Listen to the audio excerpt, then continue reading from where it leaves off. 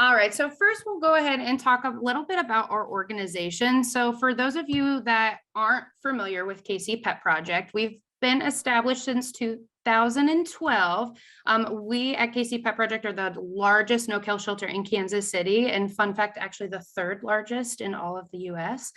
So since the end of 2020, we have had the contract for animal control, and we as KC Pet Project are the municipal shelter for Kansas City, Missouri. So this kind of allows us to get into the community and figure out where the needs are, respond to crisis events, do all kinds of things to help provide support to not only the animals, but also the owners in the community that we serve. So we have 14 different adoption locations throughout the metro. And just last year, we cared for over 14,000 animals, which is quite a bit more than our national average, if you will.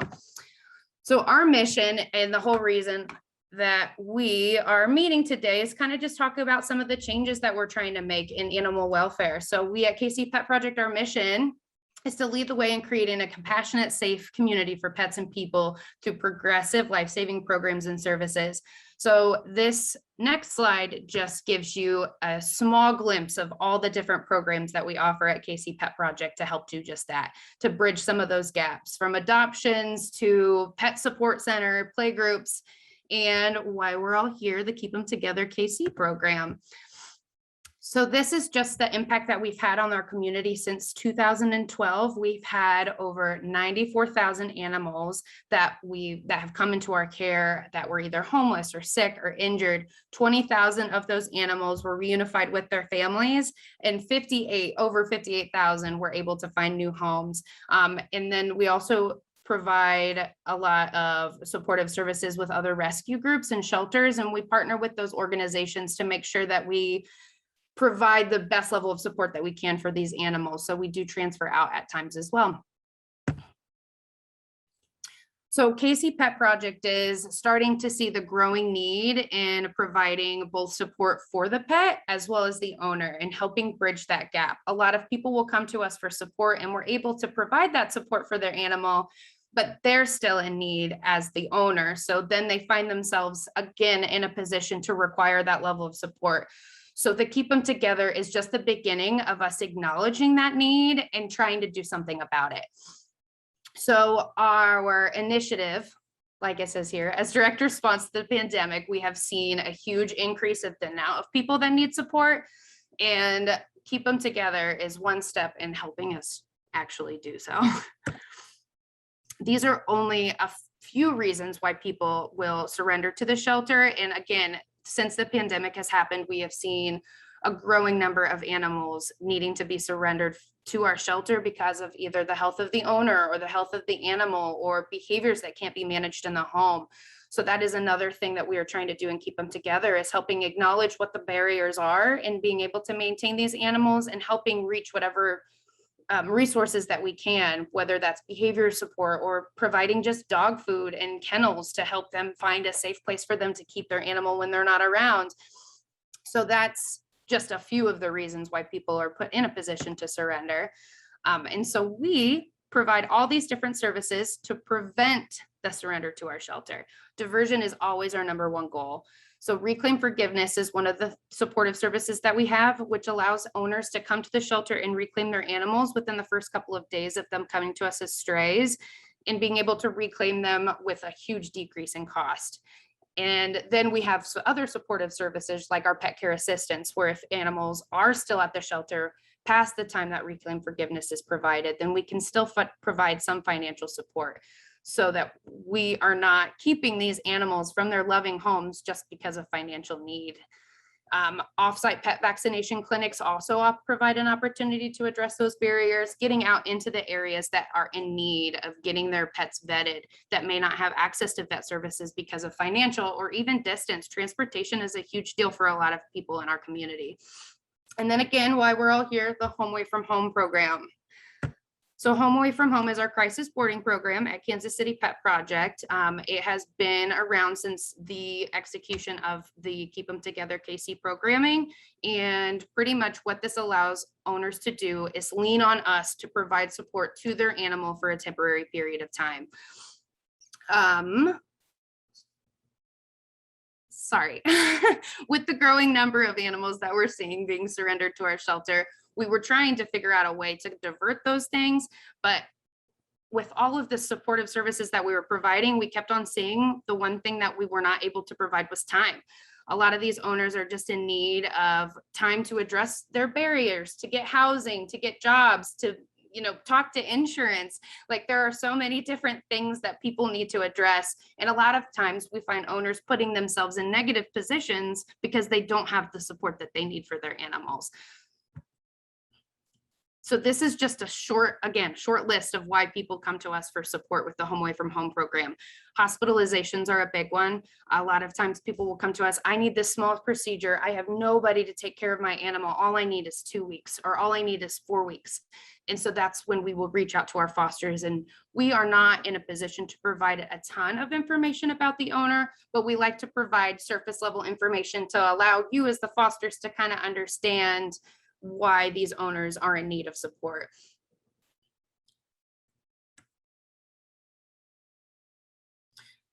So when it comes to the qualifications of the program, then because we are the municipal shelter for Kansas City, Missouri, our primary qualification is that they be a resident of Kansas City, Missouri. So even those that are experiencing homelessness, we try to identify their last residency, and we do our best to kind of address those barriers with individuals that are experiencing homelessness. But yeah, so resident of Kansas City, Missouri, we then, after we receive applications from owners, we reach out to them and we get really specific information about behaviors. We want to know exactly what to expect when in foster, but of course, within a dog entering a new environment, there's always going to be behaviors that we may not have been able to plan for, but we do our best to be able to plan ahead in case of, any hiccups happening while the animals are in your care. We do require that all animals be spayed or neutered, vaccinated, and microchipped before going into foster. A lot of the time, these owners have been experiencing financial hardships for a long time and have not been able to do a lot of these things. Some of these animals haven't been vetted in years. And if we can get them into the shelter and get them engaged in the Home Away from Home program for the simple fact of getting these animals healthy and secured, if that is all that we can do, that's enough for a lot of these people. Sometimes we do see challenging behaviors being exhibited. We want to ensure that you're in a position to handle those things. So we want to get all that information from the owner ahead of time. If we get any kind of reports that this animal is aggressive, then unfortunately they're not people that we would consider for the Home Away from Home program, because we want to ensure safety on both ends. So the owners also have to maintain consistent communication with me as the lead of the Home Away from Home program. Every week they have to communicate with me and explain to me what kind of progress they've made to their goals so that they can maintain in the program. And they also have to agree to all the terms and conditions of the program, of course. So each applicant that we get, we are in a position to provide up to 90 days of support. Every single owner knows that 90 days is never a guarantee. If we run into behaviors that were not anticipated, if we are in a situation where the foster that we had secured is no longer in a position to foster any longer, then we are either in a position to need to find alternatives, or we let that owner know that they have to make a decision to either address their barriers quickly and reunify with their animal, or unfortunately surrender to the shelter. We will never put the fosters in a situation that is negative or unsafe. So that's something that I like to reiterate, just to ensure that you know that how supported you are during this process. But we ask that you as the fosters are able to provide at least 30 days of support so that we can approve applicants for that 30-day period. So just to give you a glimpse of how big this need is, and since 2020, we've received over 240 applicants. 66 families have actually been able to get this level of support. Although we do divert many of these applicants by providing resources and alternatives, giving them people to reach out to, a lot of these people were not assisted because we do not have fosters available for these animals to go to. A lot of the time, these owners are in really urgent situations, and so they need to figure out things fast. And, sometimes that's just not something that we can handle. So we allow them to surrender to our shelter. And in many cases, we have seen owners do everything that they can to avoid surrender, but still be in a position where they have no other options. The average length of stay for these animals are about 49 days. And as of right now, we have a reunification rate of 94%, which is actually really good. So right now, we would consider that a success.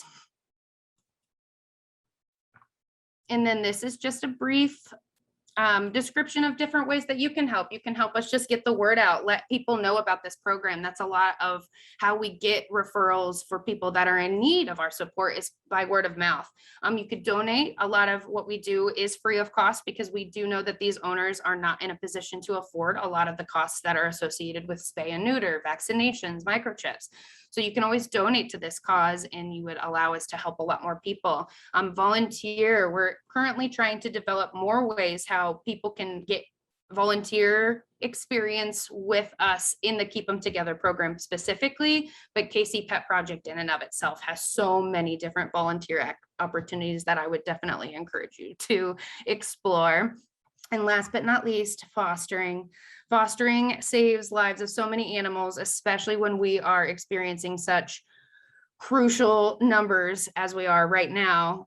We could provide additional support to animals that are experiencing behavioral issues if we don't have as many that do not have behavioral issues, or if we just don't have as many in the shelter in general. And Home Away from Home is one step to us trying to avoid the animals in our care. So just a few differences between the traditional fostering and the Home Away from Home. With traditional fostering, the animals in your care are animals without families. So we want to give them not only a break from a shelter, but an opportunity to find their forever home. So sometimes that means that that animal could remain in your care for weeks or months, potentially longer, depending on the needs of that animal and how specific the adopter needs to be. And then you're also, marketing that animal to ensure that it finds a home that you as the foster think is appropriate for them and will allow that animal to be the most supported. With Home Away from Home, these animals already have homes. They have forever homes that they will be returning to. So you don't have the stress of trying to market or find this animal a new home. We only ask that you commit to 30 days. So the commitment is a lot less extensive. It's a lot more flexible. And then you also have the support of Keep Them Together staff. So me and Derek are always available for anything that may happen. We are here to provide any kind of recommendations for kind of behaviors that you're experiencing, or if you're going out of town and you need some extra support, you just let us know and we are available to provide whatever support you need. So the expectations is that you would commit to at least 30 days. If you could commit to longer than that, great. If you cannot commit to at least 30 days, then we could potentially look into utilizing you as like a temporary foster for individuals that are going out of town or going on work trips or just temporarily unable to hang on to the foster in their care. We maintain weekly contact. So not only do I communicate with the owner on a weekly basis, but I also talk to the fosters to ensure that they are supported, they have all the resources that they need, and to get pictures and videos so that we can pass those along to the owners so that they can see that their animals are doing well. We do our best to maintain complete confidentiality. We have very few situations what we will allow animals that are in our care through the Home Away from Home program to be posted on social media. And typically that is only us at KC Pet Project. So we ask that the fosters not display any pictures to ensure that the confidentiality is secured. And then you partner with our staff, just like we talked about. And this is all the support that we will provide. Well, this is like the surface of the support that we as staff will provide to you if you decide that fostering is a good fit for you.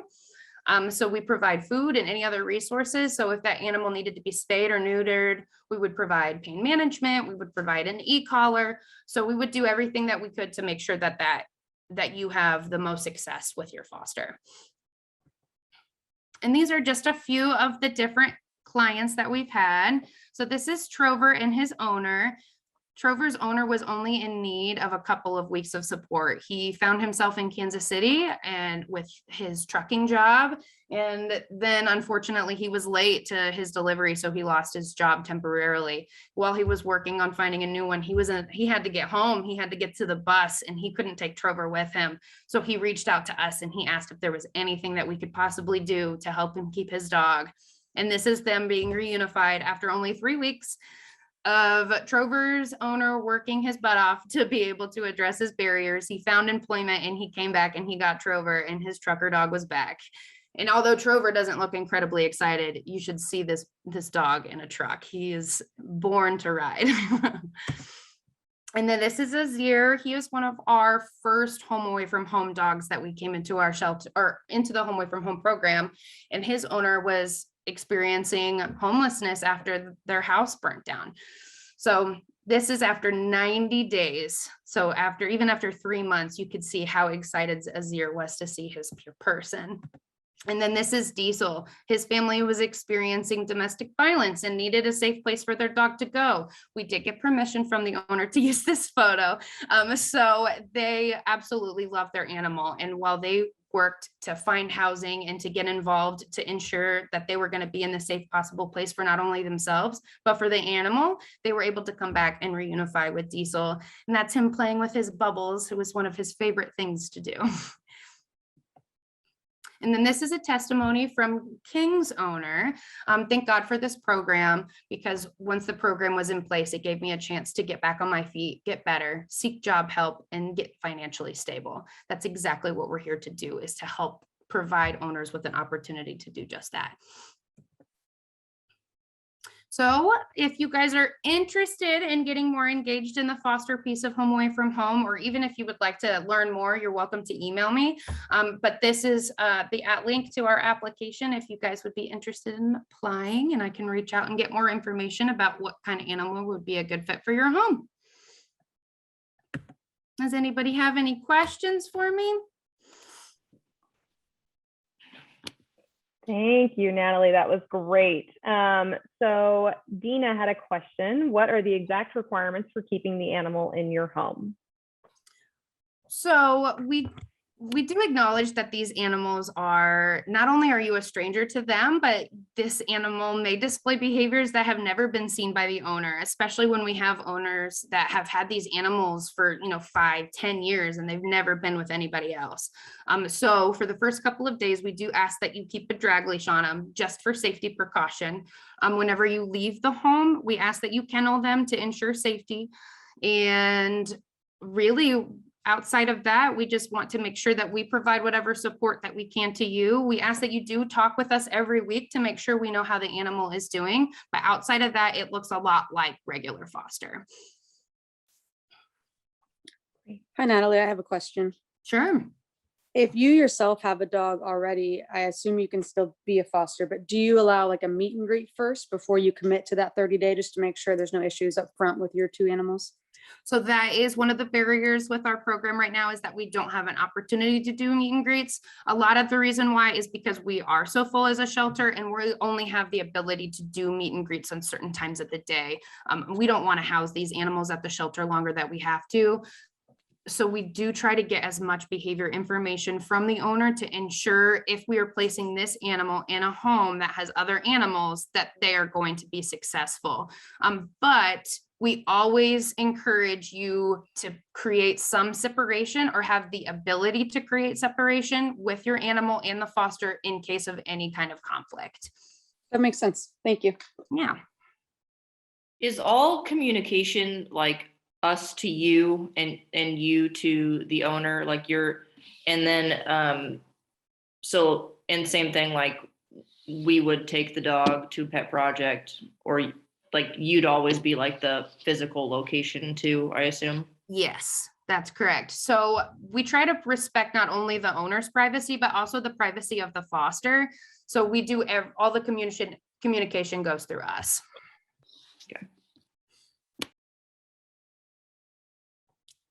Okay. Now, what about for cats? What's different for cats? Do they have to be kept separate all the time, or what are the requirements for them? So it would be the same circumstance for cats and as it would be for dogs. We recommend that you separate for the first couple of weeks anyways, just to ensure if an animal was exposed to any kind of illness or sickness while at the shelter, although we try to keep it as minimal as possible. That's just our way of ensuring that your animal doesn't get exposed to these same illnesses, because we're not in a position to treat your owned animal. But if the foster gets sick, then we can treat them because they're technically still in our care. So we would recommend that you create at least 2 weeks of separation. If you decide to try to see how they did before that point and then illness were to spread, then that would be like your responsibility to treat your own animal. We would still take care of the foster. But if you were comfortable, we would allow you to really do whatever you felt comfortable with. So although we recommend it, you are happy to allow them to do a meet and greet and to see how things go on your own terms. And we do get requests for other animals besides dogs and cats occasionally, correct? Yes, we have had a very feisty bunny rabbit. We have had applications for a snake before. We didn't actually enroll them, but we did get the application.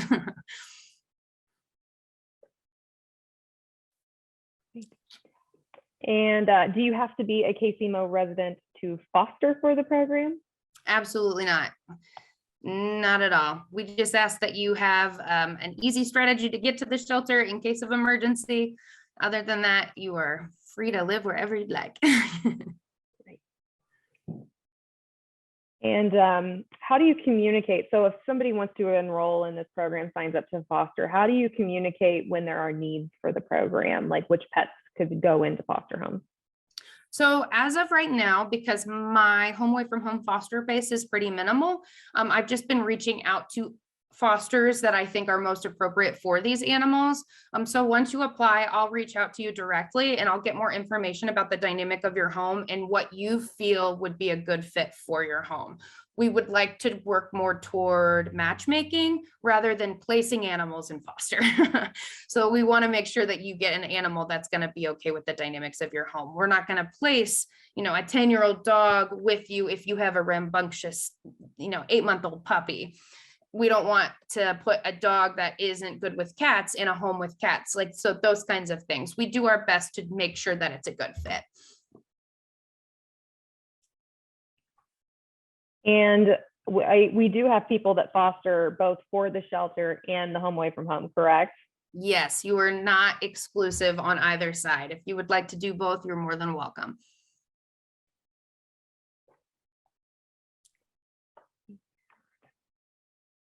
And how many pets do you currently have that you're working to place in this program? I actually have 2 dogs right now that are in need of placement. One of which is a 9-month-old puppy. I can't remember her name at the moment. I think it's Nala. Nala. She's super cute. And the other applicant, I am working with the owner, but we haven't quite gotten to the point where we're ready to start talking about what placement should look like.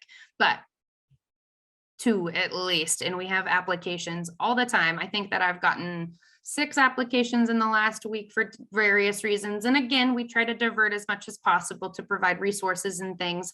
We provide pet deposits, so sometimes people are looking for support so that they can take some time to get some extra money together. So we tried to address that as well. So yeah.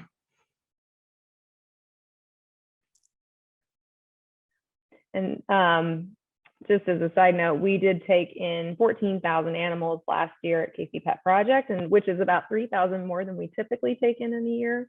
So as we see more of a need in our community, Natalie mentioned that housing is a significant reason that people are having to come to us to potentially surrender their pet. And so just to give somebody a little bit more time to be able to secure housing for them and their pets, I just anticipate that this is going to be a continuing growing need in our community as we're seeing the challenges that our community is facing right now.